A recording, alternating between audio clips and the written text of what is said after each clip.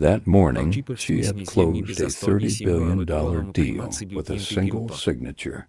That evening, her mother-in-law stripped the jewelry from her body in front of a room full of witnesses.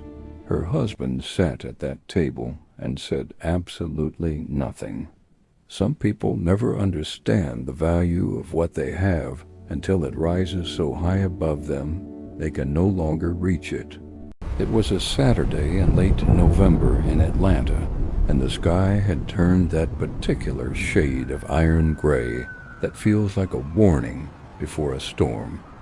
The Harmon family estate sat on a wide private lot in Buckhead, a 4-story brick house with a circular driveway and a dining room that seated 20 without crowding.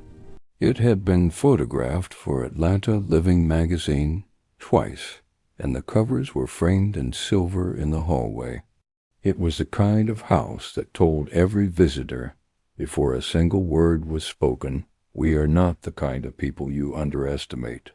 But they had underestimated someone. They had done it every single day for 6 years.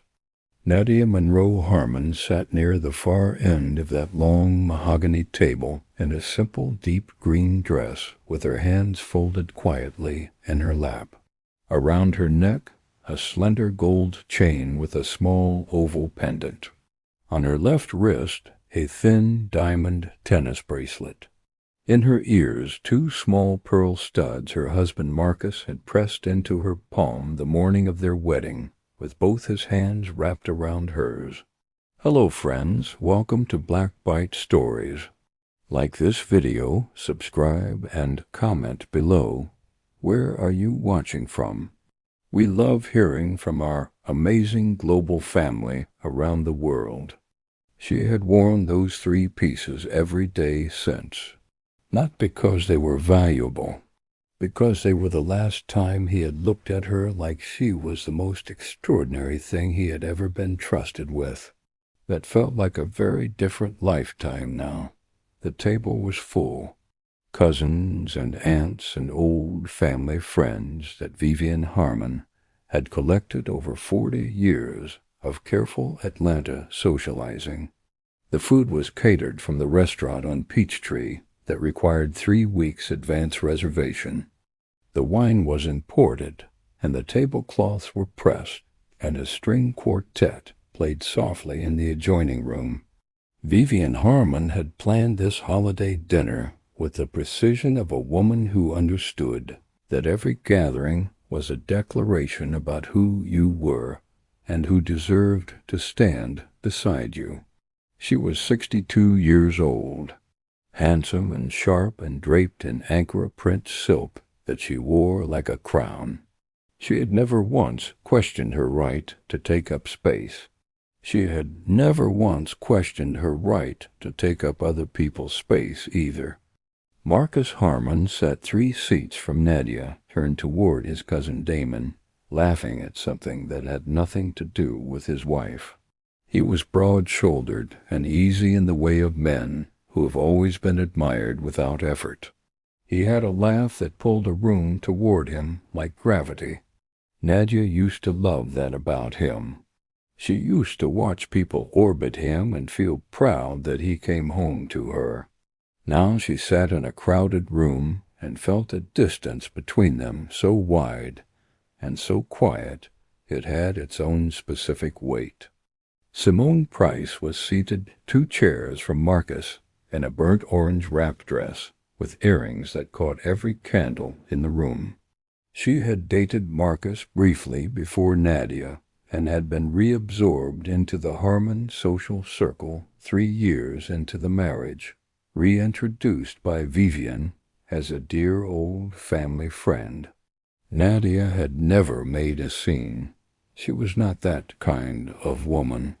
She watched and noted and kept her own counsel and continued building the thing she had been, building since long before any of these people knew her name. Vivian rose from her chair at the head of the table, and the room changed immediately. That was her particular gift. She could silence 20 people with the act of standing. She tapped her crystal glass once with one manicured finger, and every conversation at that table folded shut. She began to speak about the Harmon name and what it had meant in Atlanta for 3 generations. She spoke about sacrifice and discipline and the standard that had been set and maintained through every season. Her voice was warm and ceremonial, and every person at that table nodded, because Vivian Harmon could make a weapon sound like a blessing. Then she turned to Nadia. She did not raise her voice. She never needed to. She said, in that same warm and measured tone, that the jewelry Nadia was wearing had always been part of the Harmon family collection. She said those pieces carried history and meaning. She said it had always mattered to her that the women in this family truly represent what those pieces stood for. And then she said, with a small tilt of her head and a smile that stopped precisely at the border of her eyes, that she believed it was time for those pieces to come home, since you never really belonged here anyway. The room went completely silent. Not a fork moved. Not a glass shifted. Every single person at that table stopped breathing and looked. Some at Vivian, some at Nadia, and some at Marcus, the brave ones, waiting. Because this was the moment. This was when a husband stood up from his chair. This was when a man said, "Not tonight, not her, not in front of everyone." Marcus looked down at his plate. He picked up his fork. He set it back down. He said nothing at all. Simone lifted her wine glass and took a long, quiet sip. Nadia sat completely still for 5 full seconds. 5 seconds of every eye in that room pressing against her face, waiting for the crack, searching for the collapse. She gave them none of it. She reached up slowly and unclasped the gold chain from her neck, with the composure of a woman who has already decided everything and needs to perform nothing. She set it on the white tablecloth in front of Vivian's empty chair. She removed the diamond bracelet from her wrist and placed it beside the chain. Then she took out each pearl earring, one at a time, with the quiet precision of a woman placing things down she no longer needs to carry. She did not cry. She did not speak. She picked up her water glass, took one small sip, replaced it on the table, and excused herself in a voice so steady it sounded like the close of a scheduled meeting. She walked out through the side door and into the cold November garden.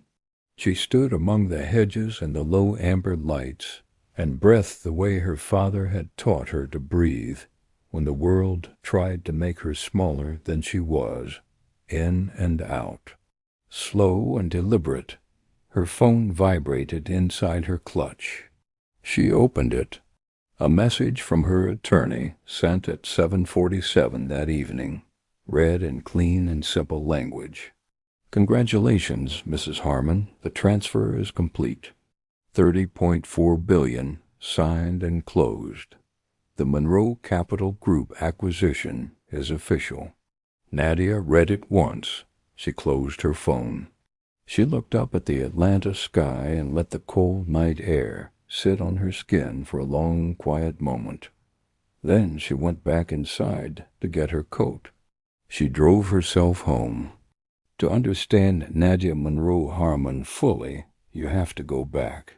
You have to go back to a narrow street in West Atlanta where a little girl grew up in a brick house with a deep front porch, and a father who read to her every night from whatever book he happened to be carrying. Her father, Earl Monroe, drove a city bus for 22 years. He drove the same route through the same neighborhoods 5 days a week and knew nearly every regular rider by name and asked after their families and remembered what they told him. He was a man of quiet and profound dignity who understood that the size of your paycheck and the size of your character were 2 completely separate measurements. He read constantly. History and economics and philosophy and biography, anything he could find. And everything he absorbed, he poured into his daughter in the form of long evening conversations that stretched past bedtime into the kind of darkness that felt completely safe. Her mother, Rosalind Monroe, was a registered nurse who worked double shifts and still somehow had the energy to garden on weekends and sing in the church choir on Sundays and make Nadia feel, every single morning, without exception, that she was the most important presence in any room she entered. Nadia grew up between those two people and absorbed everything they had. Their discipline and their dignity and their absolute certainty that their worth had nothing to do with what other people chose to see in them. She earned a full academic scholarship to Spelman College at 17.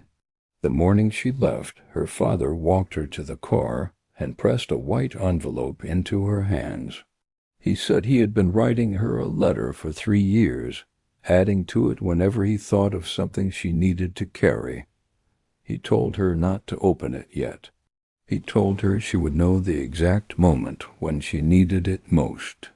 He said that moment would feel like falling. She carried that letter for 15 years without opening it. Through Spelman, through her MBA at Wharton, through 4 years at a private equity firm in New York, where she was the only black woman at the table and learned more about survival and strategy in that time than in all her formal education combined. Through her return to Atlanta, where she used every dollar she had saved and every relationship she had built to launch a private investment and land development firm from a shared office space with one assistant and a conviction so deep it functioned like a foundation. She named the firm Monroe Capital Group after her father. That was 11 years ago. Nobody in the Harmon family had ever asked her what Monroe Capital Group actually was. Marcus knew she worked in finance. He knew she traveled. He knew she took calls at inconvenient hours. He had never once sat down across from her and said, "Tell me what you are building." He was not that kind of curious about her. Vivian had made her assessment of Nadia Monroe in the first year of the marriage and had never once revisited it. Small beginnings. No family money, no pedigree. Just a degree and a quiet manner that Vivian read as absence of substance rather than depth of reserves. 6 years of polite inconvenience. And then, that Saturday evening, Vivian decided the inconvenience was finished. The morning after the dinner, Marcus came downstairs and sat across from Nadia and said his mother meant well. He said it with the practiced fluency of a man who had been saying that sentence for decades without ever examining whether it was true. He said Nadia needed to try harder to make his mother feel respected. He said it looking at his coffee. Nadia listened to every word, then excused herself and went to her home office and closed the door. 3 weeks later, she was walking down the upstairs hallway when she heard Marcus's voice through a half-open door. She had simply arrived at a moment she was not supposed to arrive at.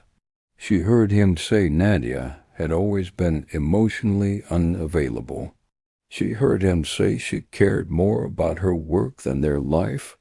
Then she heard him say, in a voice quieter and more certain than anything he had said to her face in years, that his mother had been right about Nadia from the very beginning. Nadia stood in that hallway. She did not push the door open. She turned and walked back downstairs and out the back door, and sat on the cold steps in the November dark, with her hands on her knees and breathed in and out until something inside her that had been quietly aching for years finally moved into its permanent position. Not broken, decided. done in the way a woman is done when she has finally given herself permission to stop waiting for something that was always going to cost more than it could ever give. That night she opened the safe behind the bookshelf in her home office. Inside were the founding documents of Monroe Capital, land deeds, shareholder agreements, and financial records representing 11 years of the most significant work of her life. And at the very back, in a small white envelope worn soft from years of being carried, her father's letter. She picked it up and held it in both hands. She did not open it. Not yet, but holding it steadied her the way his voice used to steady her when she was young, and the world felt too large to stand inside. She put it back in the safe. She sat at her desk, opened her laptop, and worked until the sun came up. By morning, she had made 3 decisions. Call her attorney. Call her board. Stop being invisible on purpose. For 11 years, Nadia had operated with deliberate and strategic obscurity, not because she was ashamed of what she had built, because she understood the way her father understood things. That visibility invites interference, and she had not wanted any interference while the building was still in progress. She had built Monroe Capital quietly and completely, without requiring anyone to witness the work for it to be real. But the building was done, and what had happened at that dinner table, and what she had heard through that bedroom door, had made one thing permanently clear. Her silence had not protected her. It had simply given other people more room to fill with their own assumptions about who she was and what she deserved. She was finished with that now. The Atlanta Development Summit Gala was held every December at the Grand Hyatt in Midtown. Business leaders and city officials gathered in formal dress under crystal chandeliers with photographers from the Atlanta Business Chronicle working the edges of the room. It was the event where deals were remembered and names were cemented for the coming year. Nadia arrived alone in a floor-length black gown with a single row of small diamonds at the neckline. In her ears she wore pearl studs she had bought for herself 3 weeks earlier at a small jewelry shop on Auburn Avenue where nobody knew her last name. She had put them on in the car and looked at her own reflection in the rearview mirror and felt something settle into place that had been slightly unaligned for years. She walked into that gala, and she walked in straight. Marcus was near the bar with 2 colleagues. Simone stood beside him in a champagne dress turned just slightly in his direction in the way she always positioned herself. Vivian was holding court near the entrance with the deputy mayor. None of them had seen Nadia arrive. At 8:15, the master of ceremonies took the stage and moved through the evening's program with practiced confidence. He acknowledged the foundation's charitable work. He recognized several business leaders by name. And then, near the end of his prepared remarks, he paused and said there was one addition to the program, shared with him only that afternoon, that he was honored to announce. He said Atlanta had just witnessed the closing of the largest private land development deal in the city's recorded history, a $30.4 billion acquisition and development agreement that would transform the South Side corridor for the next 5 decades. He said the firm that led the deal had been operating quietly in Atlanta for over a decade, had structured every piece of the transaction without a single public announcement, and had closed it that morning with a handshake and a signature. He said the name of the firm, Monroe Capital Group. The room shifted with a sudden electric awareness as the MC announced he wanted to recognize the founder and lead partner of Monroe Capital Group, who was present that evening. When he said the name Nadia Monroe Harmon, 200 heads turned in the same direction. They found her standing in the center of the room in a simple black gown, completely still and composed, not performing for anyone. The silence that followed was the kind that only comes when something undeniable has just revealed itself. Vivian Harmon's face lost its warmth, and Marcus stopped mid-sentence. For the first time in years, he truly saw his wife. The MC continued, explaining that Monroe Capital had quietly acquired 3 city blocks bordering the Harmon family's primary holdings. Land developers had pursued unsuccessfully for over a decade. Purchased through a subsidiary without announcement because none was needed. They simply owned it. A journalist approached Nadia and asked what the deal meant for Atlanta's Southside communities. Nadia leaned toward the recorder and said softly that her father taught her to be so valuable that silence becomes its own answer. That was all. Marcus reached her table and said her name like a question from another lifetime. She looked at him calmly, like someone closing a finished chapter. Her attorney then handed Marcus a manila envelope. Inside were separation papers signed that same morning, the morning she finalized a $30 billion deal. Later, alone in her office, Nadia read her father's letter once more. Walk forward, he had written. And this time she did.